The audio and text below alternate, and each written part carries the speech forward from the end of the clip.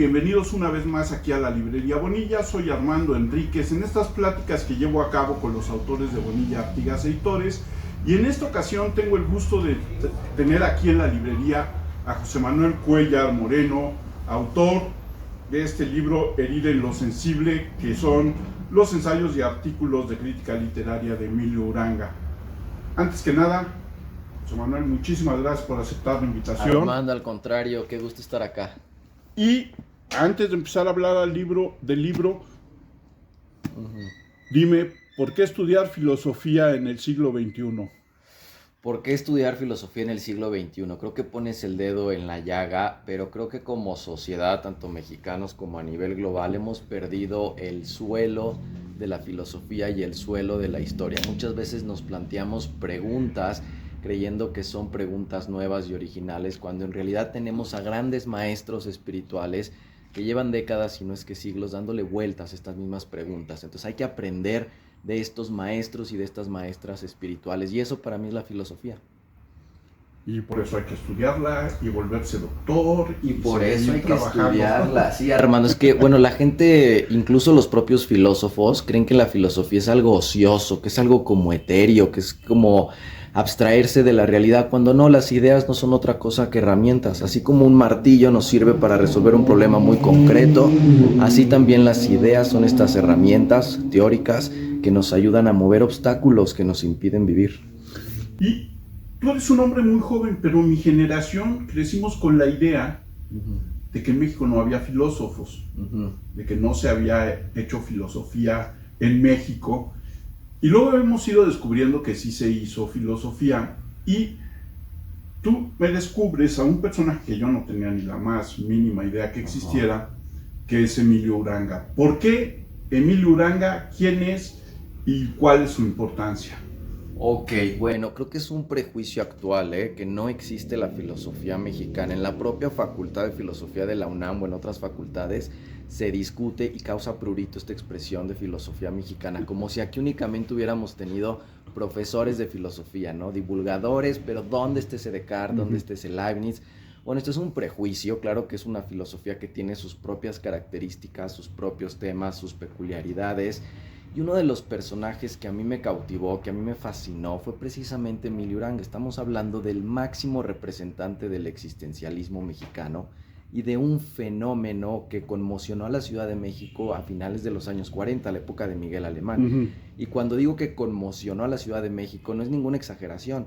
En realidad fue un boom que se escapó, que se desbordó de las aulas de la Facultad de Filosofía, que no estaba obviamente en CEU, estaba en el centro, en la Ribera de San Cosme, y que se convirtió en una especie de epidemia, así le llegó a llamar el propio José Vasconcelos, la epidemia existencialista, y en el ojo del huracán estaba Emilio Uranga. Ok. Emilio Uranga es discípulo de José Gauss. De José Gauss, exacto, estás en lo correcto. Emilio Uranga nace en la Ciudad de México en 1921, él se inscribe en la carrera de filosofía en 1944 y se mete al seminario de José Gauss, un trasterrado español. ¿Y qué enseñaba este trasterrado español en su seminario? Heidegger. Okay. Y sobre todo el Heidegger de Ser y Tiempo. Lo traducía párrafo por párrafo, palabra por palabra. Esto desde luego cautivó a toda una generación de jóvenes. Emilio Uranga, pero también a sus compañeros como Luis Villoro, como Jorge Portilla, como Ricardo Guerra. Y son estos alumnos de José Gauss los que comienzan a reunirse a la salida de clases en Bucareli y comienzan a formar un grupo que se va a llamar Grupo Hiperión. Y estos hiperiones, con Emilio Uranga a la cabeza, comienzan a devorar las novedades que llegaban de Francia. ¿Cuáles eran estas novedades? Jean-Paul Sartre, Maurice Merleau-Ponty, Simone de Beauvoir, por supuesto. Comienza esta oleada del existencialismo francés y comienza una revuelta, porque eso fue un acto de rebelión en contra del magisterio de José Gauss. Ok.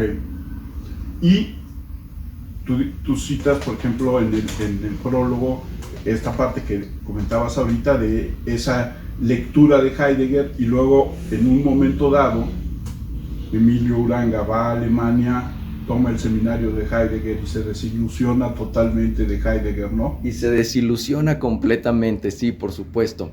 Recordemos que después de la Segunda Guerra Mundial es un momento delicado para Heidegger. Heidegger está padeciendo, está atravesando un proceso de desnazificación y es una figura que empalidece frente a la carisma, ¿no?, de Jean-Paul Sartre, que es alguien que escribe en las revistas, que escribe además novelas, que no tiene el menor empacho en soltar opiniones políticas en contra de los colaboracionistas. Pero es verdad que Emilio Uranga, sorprendentemente, no se va a Francia. Hubiese sido natural, ¿no?, que después de la UNAM se hubiese ido a Francia. No, decide irse a Friburgo, donde estaba el chamán de la Selva Negra, Heidegger. Asiste a las conferencias de Heidegger. Heidegger entonces daba unas conferencias sobre la técnica, la esencia de la técnica, y se desilusiona Emilio Uranga. Dice, ¿cómo es posible que este señor, que además se viste como campesino, ¿no?, tan desaliñado, cómo es posible que este señor tan tedioso, tan monótono, sea el gran filósofo del siglo XX? Y entonces sí abandona Alemania, se va a Francia, donde además a mediados de los 50 era una gran fiesta latinoamericana. Pero además no abandona del todo Alemania, porque por lo que tú cuentas, se vuelve un fiel seguidor y admirador de Goethe. Sí, por supuesto, hay varios autores se le caen de las manos, pero hay uno que va a ser una tabla de salvación para Emilio Uranga, y ese es precisamente Goethe. Va a adquirir todo lo que encontraba de Goethe, 200 obras de Goethe, escribió un libro que se perdió, que era Goethe y los filósofos. Emilio Uranga en una carta culpa a su compañero Ricardo Guerra de que se haya perdido ese libro, le dé el manuscrito a Ricardo Guerra para que se lo dé a Alfonso Reyes, y no sabemos qué pasó con ese manuscrito, ojalá aparezca algún día. Pero aquí pasa algo muy curioso con el fenómeno Emilio Uranga, una personalidad ácida, alguien que desenmascaraba a lo Nietzsche, ¿no?, alguien temperamental, con una inteligencia luciferina, pero cuando regresa de Europa, de esta experiencia europea, que por cierto, ya también Bonilla Artigas publicó un libro extraordinario para estudiar esa etapa europea alemana de Emilio Uranga, que es precisamente los años de Alemania. Ahí se incluye el diario personal de Emilio Uranga, y yo lo transcribí, lo anoté. Entonces es muy interesante porque es una ventana a su alma, como cualquier diario, ¿no? Entonces, bueno, Emilio Uranga regresa aquí a México en 1957, poco antes del terremoto del 57, cuando se va a caer el Ángel. Bueno, Uranga ya estaba acá, se va a incorporar a la UNAM, pero la UNAM ya no estaba en el centro, la UNAM ya estaba en Ciudad Universitaria, un paisaje literalmente pedregoso, ya no es una facultad germanófila, ya no se leen estos autores, ya la filosofía dio una vuelta en U, hacia la filosofía analítica. Se está leyendo a Wittgenstein, se está leyendo a Russell, ¿no?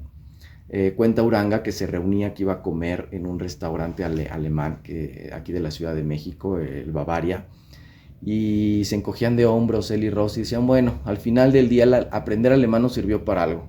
No para Heidegger, pero pues sí para Wittgenstein. Sí. Pero Emilio Uranga, este giro interesante, da el brinco al periodismo político. A finales de los 50, López Mateos lo nombra asesor del Ejecutivo, lo cual significa todo y significa nada. O sea, ser asesor del Ejecutivo no hay que imaginarse que tenía una influencia directa o este personaje áulico que está susurrándole cosas al príncipe. No, para nada. También tenía otros asesores, López Mateos, como Cagancho, su torero favorito. O sea, era un puesto bastante laxo, ¿no? Y Emilio Uranga comienza a escribir en la prensa, en periódicos y revistas como Siempre, como Política, como Tiempo de México. Se convierte en un comentador político muy mordaz.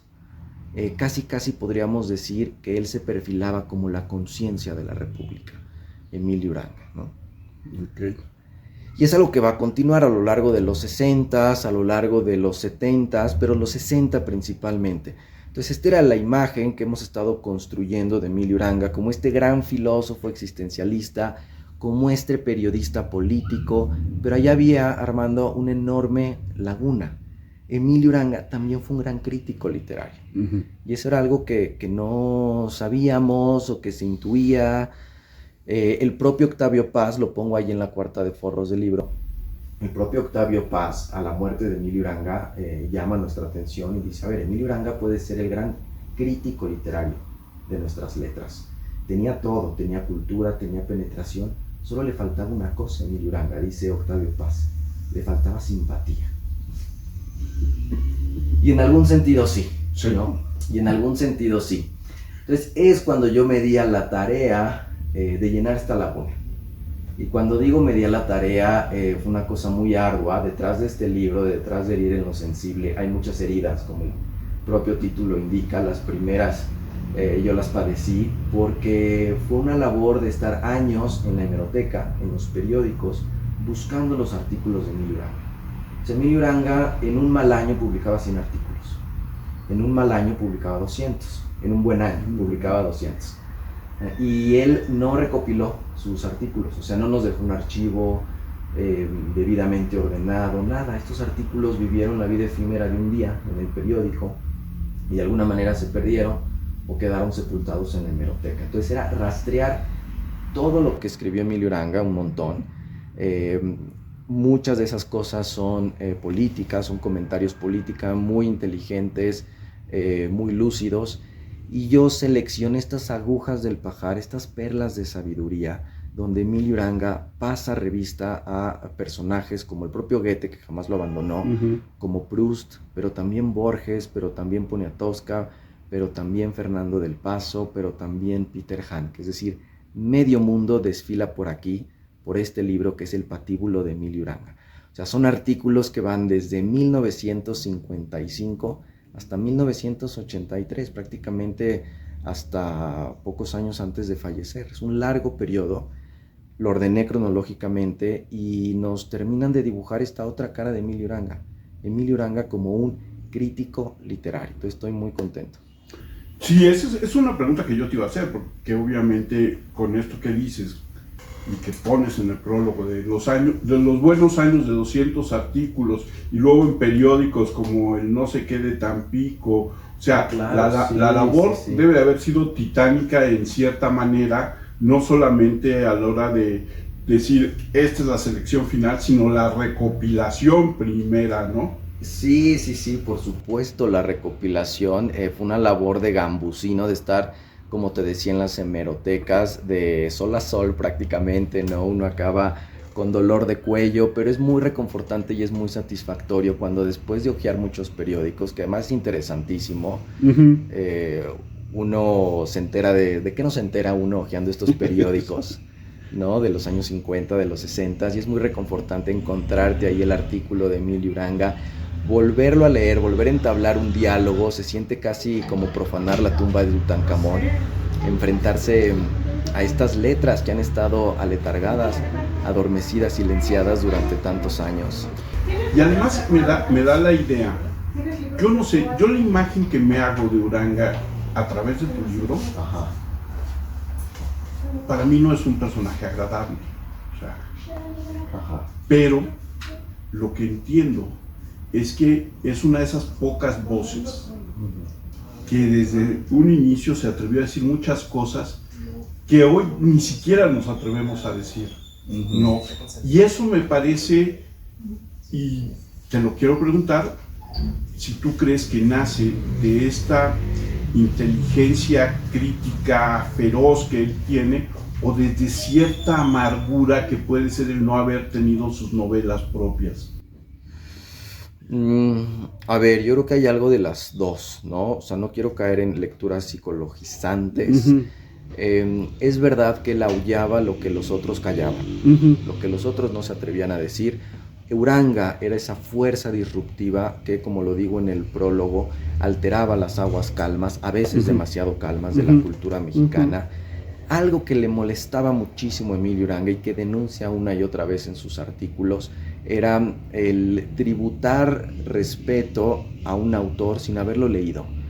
Es decir, esta literatura de camarillas, esta crítica literaria que orbita alrededor de figuras de relumbrón, a estos ídolos literarios, esos son especialmente los que ataca Emilio Uranga, ¿no? Emilio Uranga tiene una estrategia de lectura que a mí me encanta. Él no solamente lee superficialmente las obras, sino que se las apropia. Digamos que las lee en español y las lee en mexicano y las convierte en sangre de sus arterias. Es verdad que era un personaje desagradable, porque decir la verdad siempre es algo desagradable. Es verdad que su humor a veces rebasaba una línea que podríamos llamar una línea de prudencia. Es verdad que en muchos artículos brinca de la crítica literaria un poquito más rigurosa y sesuda al terreno de las descalificaciones personales. Ese era Emilio Uranga, le gustaba presentarse a sí mismo como un niño terrible, como una especie de demonio de nuestra intelectualidad. Él no perteneció a un grupúsculo, para bien o para mal, porque no pudo, porque no quiso, no lo sé a ciencia cierta, pero esto es interesante y esto lo ubica en una posición bastante privilegiada, como un espectador de primera línea, tanto de los acontecimientos políticos como de los acontecimientos literarios, ¿no? Aquí encontraremos muchas críticas a Carlos Fuentes, ¿no? Evaluaciones, ¿no? Bastante duras, ambiguas también, respecto a José Emilio Pacheco, por ejemplo. Esta es otra característica de Uranga. Uranga sabe elogiar y al mismo tiempo criticar. Siempre a uno le queda este regusto de a ver qué hizo. Hizo una humorada, o sea, se está burlando, o está elogiando, o está siendo irónico, o está siendo cínico. Esta doble cualidad la sabía compaginar Uranga y eso se disfruta mucho. Sí, se disfruta, sí es. Y esta parte que no es la que le atañe al libro, pero tú que eres un uranguista, porque no es la primera cosa sobre y de Uranga que publicas, y no creo que vaya a ser la última, seguramente algún día hablarás de toda la parte de sus artículos políticos y de la leyenda negra que sus enemigos le han de haber creado también, porque como tú dices, un asesor no necesariamente era la voz dictante de ninguno de los presidentes de los cuales él fue asesor, ¿no? Claro, por supuesto. Tengo un libro de 2018 que se llama La Revolución Inconclusa, donde me ocupo del papel de Emilio Uranga como asesor de López Mateos. López Mateos en 1960, que es un año crucial para el PRI, para México, suelta una frase en una entrevista de banqueta, que es esta. Bueno, le preguntan cuál es la orientación de su gobierno y López Mateos responde: mi gobierno es de extrema izquierda dentro de la Constitución. ¿Qué quiso decir el presidente? ¿Quién sabe? ¿Quién sabe? Digo que era un momento delicado porque acababa de pasar hace un año la Revolución Cubana y eso puso en tela de juicio la legitimidad de la Revolución Mexicana como revolución latinoamericana exitosa, además de que había una ofensiva huelguista magisterial y ferrocarrilera en el país tremenda. Entonces, bueno, este es el contexto, ¿no?, en el que López Mateos suelta estas palabras, y quien comentó profusamente estas declaraciones presidenciales fue Emilio Uranga, desde su posición siempre existencialista. Y recordemos que el existencialismo es una filosofía antideterminista, es una filosofía que está en contra de esta idea de que las cosas están escritas de una vez y para siempre, ¿no? Y es una corriente que defiende en primer término la libertad. Bueno, Emilio Uranga, desde el existencialismo, propone que la Revolución Mexicana es algo así como una sinfonía inconclusa, como la Sinfonía Inconclusa de Franz Schubert. Es una obra maestra precisamente por inconclusa, porque cada vez que la escuchamos, nosotros tenemos que hacer un esfuerzo de la imaginación para completarla. Bueno, este libro, te digo, lo publiqué en 2018, La Revolución Inconclusa, y lo que ahora estoy preparando, y espero que salga en este mismo año más adelante, es la biografía de Emilio Uranga. Sí, la biografía donde me ocupo ya en extenso de toda su vida, desde que es un adolescente y se inicia en la filosofía hasta ya estos últimos años de retraimiento social e intelectual y de todo tipo en los 80. Y me imagino que también en un momento dado, así como interesante puede ser la parte de asesor de López Mateos, más interesante debe ser como asesor de Díaz Ordaz o de Echeverría, ¿no? Sí, por supuesto. Cuentan que era cercano de Díaz Ordaz, que podías ir a la casa de Cuernavaca de Díaz Ordaz y encontrarte ahí un domingo a Emilio Uranga, ¿no? Ricardo Garibay cuenta que una vez le escuchó decir a Díaz Ordaz: tengo que cuidarme de lo que digo porque si no don Emilio me crea un problema, ¿no? Bueno, sí que existía esta cercanía. Lo que sí se ha estirado demasiado la liga es al calificar la presencia que pudo haber tenido Emilio Uranga en 1968, en el movimiento estudiantil del 2 de octubre de 1968, Yo tuve la oportunidad de entrevistar al chofer de Emilio Uranga, don Régulo, que fue su chofer durante muchos años, y para que me contara exactamente qué pasó con Emilio Uranga ese 2 de octubre de 1968. Emilio Uranga se levanta temprano, como de costumbre, acude a la librería francesa y por la tarde le pide a su chofer que lo lleve a la Plaza de las Tres Culturas, a Tlatelolco, ¿no? Cuando llegan, la plaza ya está completamente sitiada por tanques de guerra, por los militares. No dejan entrar a la plaza de Tlatelolco a Emilio Uranga, lo apartan de un empujón, el chofer se lo lleva al auto y cuando están en el auto se empiezan a escuchar las primeras detonaciones. Este es un suceso que va a perturbar muchísimo a Emilio Uranga, de acuerdo con el testimonio del propio chofer. No es como han querido presentar algunos autores y periodistas esta eminencia gris que se regodea al contemplar su propia obra. Eso es caricaturesco y es un poco absurdo, ¿no? Es eso, es una caricatura, querer hacer una caricatura de este personaje. Emilio Uranga no tuvo el grado de injerencia que se le adjudica o que él propio le hubiese gustado tener. No nos tenemos que imaginar un Carlos de Negri, ¿no? Pero para nada, ¿no? Al contrario, él nunca tuvo ni el peculio ni los puestos de influencia y de toma de decisión y de poder que sí tuvieron otros intelectuales y otros propios filósofos, compañeros suyos, por cierto. Sí, no, y además mucho suena, o sea, toda esta creación, como tú dices, de la leyenda negra, suena también a... Ahora nos toca a nosotros hablar mal de ti porque era cercano al presidente en el momento menos indicado, ¿no? Pero sí. un humanista, un filósofo existencialista, como tú dices, que cree en la libertad, ¿a qué tendría que ir a la Plaza de las Tres Culturas si él sabía que iba a pasar lo que pasó, ¿no? Uh-huh. Bueno, y no podemos hacer una elaboración literaria, no. Uno me encantaría, pero uno no puede terminar de ponerse en los zapatos de su autor. Pero sí, por supuesto. Ahora, en estos muchos artículos que te digo que escribió Emilio Uranga, sí condena con palabras taxativas la represión estudiantil. Sí, por supuesto, ¿no?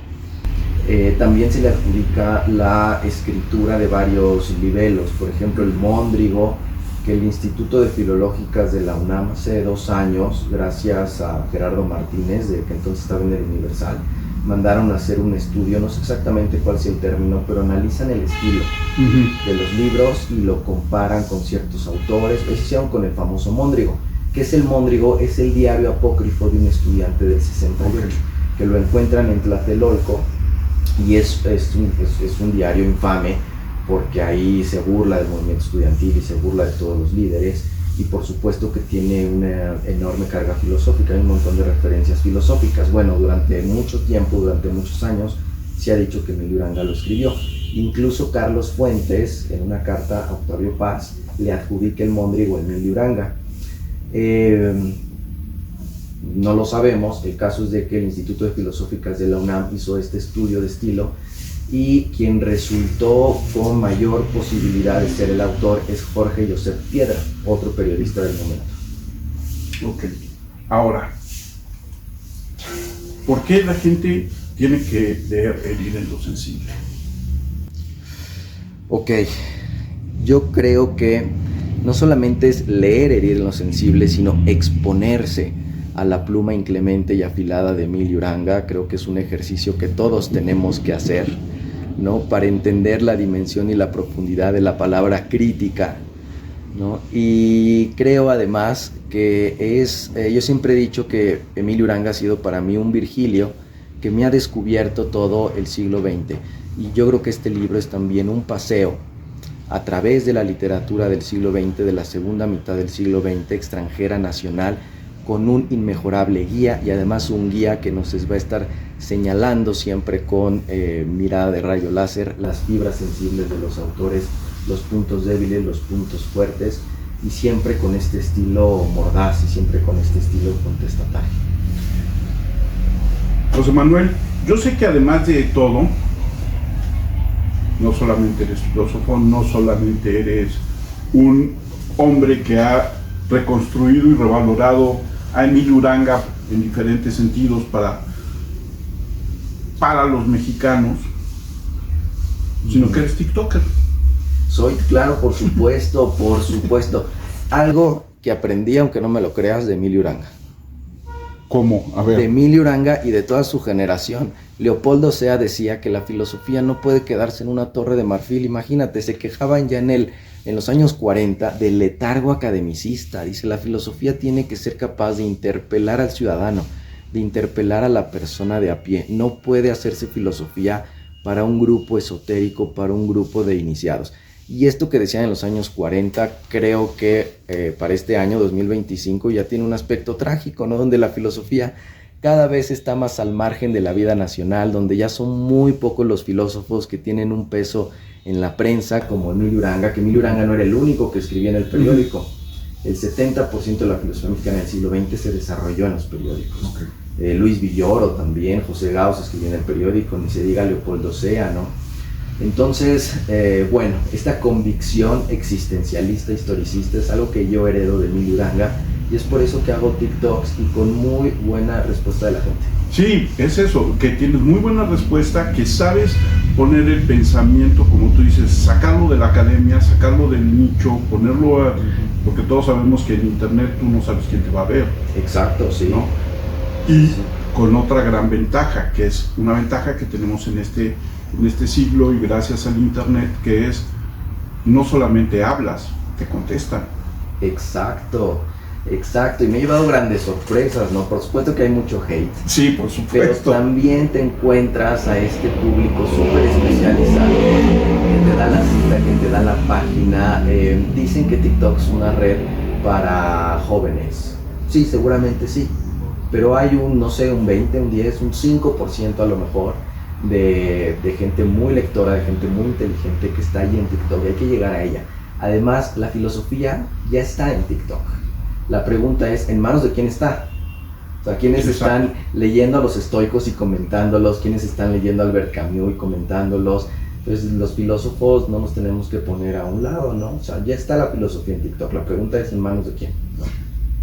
Y seguramente vamos a platicar tú y yo en otra ocasión de esta parte, porque creo que es muy importante, creo que es muy interesante y creo que es muy despreciada, y yo estoy de acuerdo contigo, tal vez el nicho objetivo de TikTok sea gente muy joven, pero hay gente muy joven que también lee, que también le interesan otras cosas y que tienen inquietudes porque nosotros fuimos así, ¿no? Yo lo que siempre digo es, a mí me hubiera encantado tener 22 años y tener internet a la mano. A lo mejor hubiera hecho las mismas pendejadas que hacen hoy, pero no sé. Desde mi perspectiva hubiera sido muy interesante. Sí, totalmente. José Manuel, ¿dónde te encuentra la gente en tu TikTok y en redes sociales para que se comunique contigo? Claro que sí, en TikTok soy el filósofo José, así me encuentran, también en las demás redes como José Manuel Cuellar, y ahí me pueden mandar mensajes, comentarios, y estamos en comunicación. Y yo sí quiero recomendarles Herida en lo Sensible, que es un libro de los publicados por Bonilla Artigas Editores, porque un poco lo que dice José Manuel y otro poco lo que yo digo, van a encontrar un personaje muy desagradable. Le comentaba hace rato a Yaroslav, nuestro productor, que mientras iba leyendo me acordé de que yo tenía hace muchos años una pequeña antología de este poeta místico inglés que es George Herbert, y el prólogo era de Oden. Y Oden decía, a mí nunca me hubiera gustado conocer a Wordsworth, porque independientemente de que haya sido un gran poeta, era muy desagradable. Creo que a mí me pasa un poco lo mismo con Uranga, ¿no? No me cae bien, y no lo conocía además, pero sí creo que es bien interesante lo que escribía sobre la literatura y cómo veía a ciertos autores que de repente, como tú dices, se han vuelto imágenes, estatuas, ídolos, y que como todo ídolo, como toda estatua, como hemos hablado tantas veces acerca de la historia, todo se puede derrumbar, todo es cuestionable. Y creo que esa es una de las cosas que hay que resaltar del libro de Uranga, porque nos da otra cosa, que es la perspectiva del tiempo. Yo hoy puedo hablar mal de un autor que está en un pedestal y me van a decir lo que quieran decir, como dices, viene el hate, pero cuando se lo decían desde que estaba empezando, pues alguna razón tenemos desde esta época para juzgarlo, ¿no?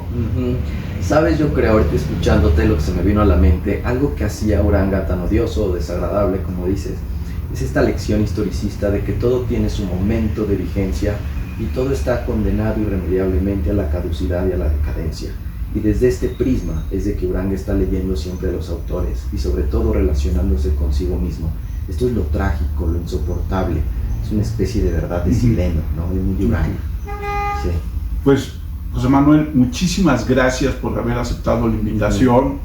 Yo soy Armando Enríquez. A mí me encuentran en X y sigo diciendo X, pero no debo decir Twitter, como @cernícalo. Y les recuerdo que estamos junto con Bonilla Distribución y Edición creando este gran proyecto que se llama Artefacto de Letras, que nos encuentran en nuestra página web de artefactodeletras.com, como en TikTok, como en Instagram, como en Twitter, como en Facebook y en YouTube y próximamente en Spotify. Muchísimas gracias a todos y nos vemos la próxima vez aquí en la Librería Bonilla. José Manuel, muchísimas gracias. Muchísimas gracias, hermano.